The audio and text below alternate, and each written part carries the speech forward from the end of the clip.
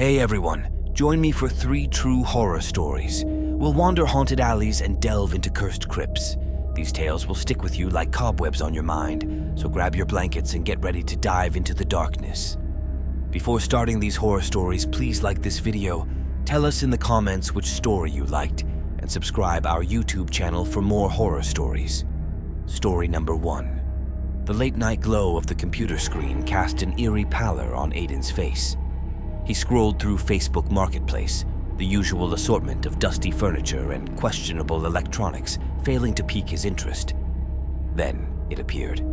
A dusty vinyl record, its faded cover depicting a gnarled oak silhouetted against a crimson sky. The scrawled inscription, "Whispers of the Ancients, for the daring only." Aiden, a self-proclaimed collector of the strange and macabre, felt a thrill course through him. He messaged the seller, a cryptic username named Noctua. Negotiations were swift, the price suspiciously low. Hours later, the package arrived, the record wrapped in rough burlap, sealed with a wax stamp depicting a grinning skull. As Aiden placed the record on his turntable, a low hum resonated through the room. The needle skittered across the vinyl, unleashing a symphony of bone-chilling whispers. The language was alien, yet eerily familiar, prickling at the edges of his memory. Images flashed through his mind, twisting landscapes bathed in crimson, monstrous creatures lurking in the shadows, and a chillingly familiar oak tree reaching towards a blood-red sun. Suddenly, the whispers crescendoed, erupting into a guttural chant that shook the room. The walls morphed, the shadows twisting and undulating, becoming grotesque figures with glowing eyes. Aiden screamed, scrambling back as the creature closest to him reached out, its inky form rippling like smoke. He tripped over a fallen book, his hand landing on a dusty leather-bound tome tucked behind his desk. A faded inscription on the cover, "The Oak and the Whisperer, banishing the shadows." Hope flickered within him. He fumbled through the pages, desperately searching for the right passage. He found it, a ritual written in the same alien tongue as the record's whispers. With trembling hands, he recited the words, his voice a shaky counterpoint to the chanting that now filled the room. The air crackled with energy, the shadows recoiling with each syllable. The room trembled, the record skipping on the turntable. Aiden pushed through, his voice raw, his lungs burning. Finally, the final words were uttered. A blinding white light erupted, momentarily banishing the darkness. When it faded, the shadows were gone, the creatures vanished, and the record lay in pieces on the turntable, no longer whispering. Aiden collapsed onto the floor, his body drained but his mind buzzing. He'd faced the darkness and won, banished the entity summoned by the cursed vinyl. But the experience had changed him. The whispers still echoed in his mind, a chilling reminder of the thin veil between reality and the nightmares that lurked just beyond. Days turned into weeks. Aiden tried to resume his normal life, but the shadows seemed to linger at the edges of his vision, the whispers a constant hum in his ear. He delved deeper into the lore of the oak tree and the ancient entity, piecing together the fragments of his memories. He learned the oak was a gateway, a portal to a realm of darkness accessible only through certain rituals and artifacts. The record, crafted from the bark of the ancient tree, was a key, and whoever listened to its whispers risked being dragged into that realm forever. Driven by a morbid curiosity and a desire to prevent further harm, Aiden began tracking down similar artifacts.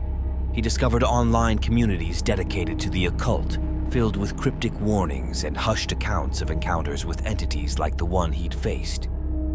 He connected with others like him, survivors of the shadows, and formed a loose coalition dedicated to safeguarding the Veil.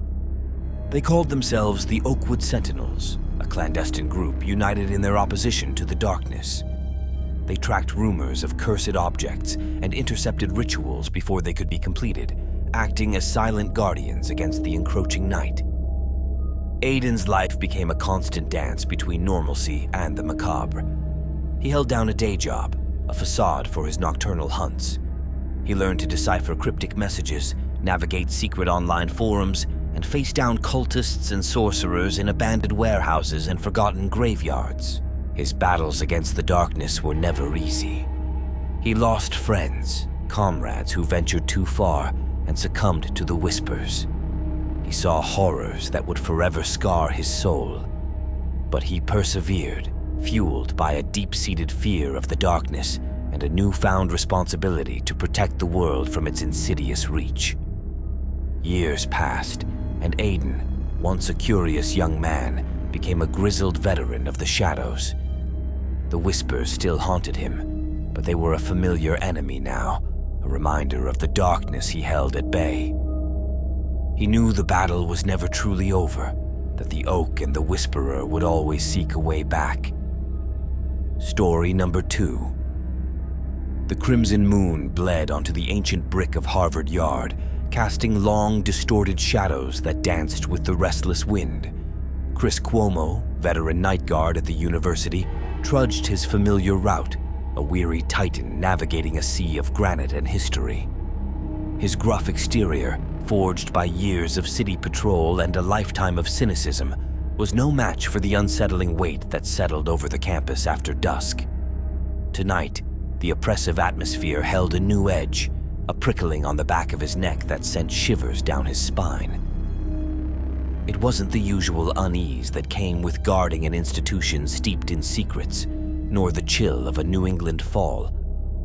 This was something primal, a predator's scent on the wind, making him scan the shadowed courtyards with a vigilance fueled by dread.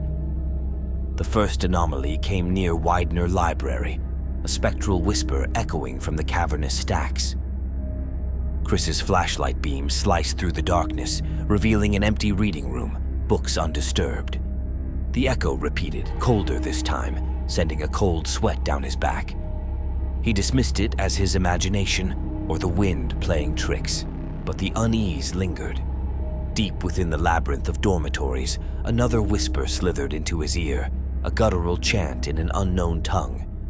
Chris, heart hammering against his ribs, rounded a corner to find a gaggle of students huddled around a glowing laptop, illuminated by the screen's macabre display.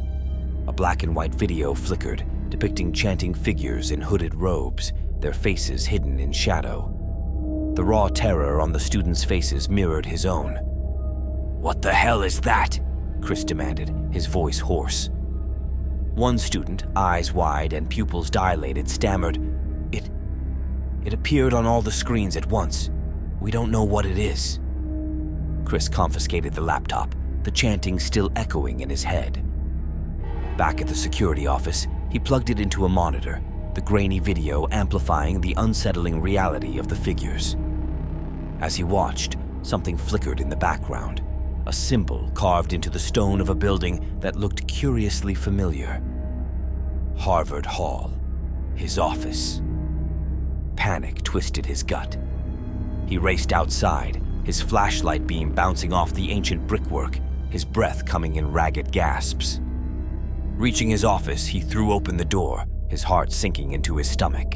The symbol, the same chilling glyph from the video, was etched onto the wall, pulsating with a faint, unholy light. The room reeked of rot and mildew, a thick miasma that choked his lungs. Then, from the shadows, they emerged. Figures shrouded in tattered robes, their faces hidden in masks that resembled grinning skulls. Their chanting, sharp and malevolent, filled the room, the glyph on the wall acting as a conduit, a portal to some nightmare dimension. Chris, weaponless and paralyzed by fear, watched as the figures materialized fully, their touch promising unimaginable horrors. He couldn't scream. He couldn't move, only watch as the shadows reached for him, their touch promising oblivion. Chris woke up gasping for air, his heart a frantic drum against his ribs. He sat up in bed, soaked in cold sweat, the nightmare's echoes clinging to him like a shroud. The sun streamed through the window, painting his apartment in a golden glow that chased away the darkness. He was safe for now. but the symbol etched into his memory burned with a chilling persistence. The chanting still resonated in his skull, a reminder of the horrors that lurked just beyond the thin veil of reality. He knew then that his job wasn't just about patrolling the grounds of Harvard. It was about standing guard against the things that whispered in the shadows, the ancient entities that yearned to break through the fabric of the world. Chris Cuomo, the jaded night guard, was no longer just a watchman. He was a harbinger, a scarred survivor with a mission to warn the world, to prepare them for the darkness that threatened to consume them, starting with the hallowed halls of Harvard itself.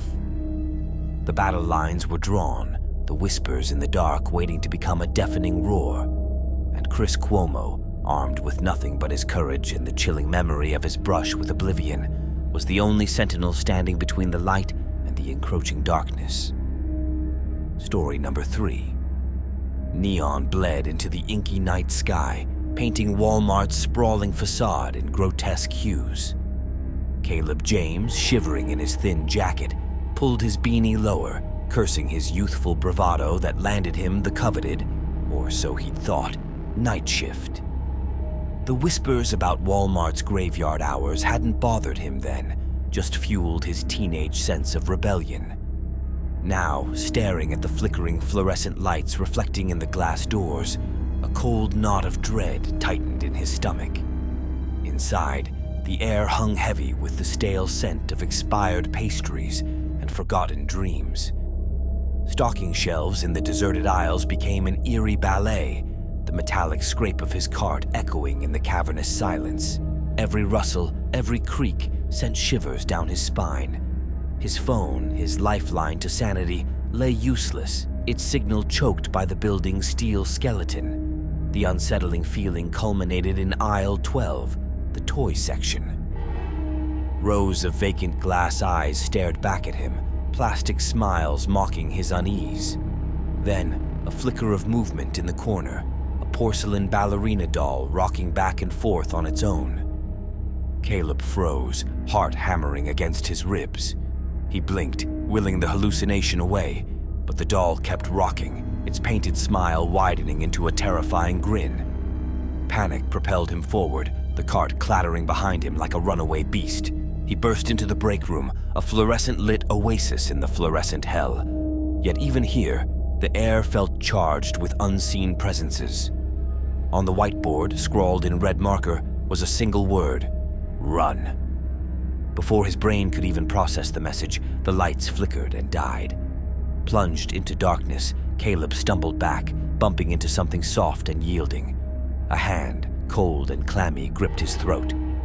A chilling whisper tickled his ear. "We've been waiting for you, Caleb." He fought, adrenaline overriding terror, but the unseen entity clamped down tighter, strangling the air from his lungs. Just as darkness threatened to claim him, a blinding flash of light ripped through the room. The emergency generators kicked in, casting the break room in harsh green light. On the floor, sprawled beneath a toppled chair, lay the night manager, Mr. Henderson, his eyes wide with panic, staring at a shopping cart. In the cart, nestled among stacks of chips and frozen pizzas, was the ceramic ballerina, its painted smile chipped, revealing a jagged maw of razor-sharp teeth. Mr. Henderson, voice hoarse and shaking, explained the Walmart legend. The doll, a vessel for a malicious entity, fed on the energy of loneliness and despair, thriving in the abandoned aisles of the night shift. He'd kept it locked away, but somehow it had escaped. Together, they devised a desperate plan. Using a ritual he'd stumbled upon in a discarded occult magazine, Caleb and Mr. Henderson lured the doll back to the toy section. With trembling hands, Caleb chanted the arcane words, a guttural chorus echoing in the deserted aisles. The lights flickered, shadows writhed, and the air crackled with unseen energy. Then, with a scream that sent chills down his spine, the doll shattered. From its broken pieces, a wisp of darkness fled, swirling into the night sky. Exhausted and shaken, Caleb and Mr. Henderson watched the first rays of dawn paint the horizon, a shared relief washing over them. Caleb never returned to the night shift. The horrors he witnessed that night, left an indelible mark on his soul, a chilling reminder that the ordinary can harbor the most terrifying darkness. And sometimes, in the dead of night, when the neon glow of Walmart bleeds into the sky, he swears he can hear the faint whisper of a porcelain ballerina, a haunting echo of the nightmare he barely escaped. Our 3 creepy true horror stories are over. Please like this video and subscribe to my YouTube channel for more horror stories. Thanks for watching.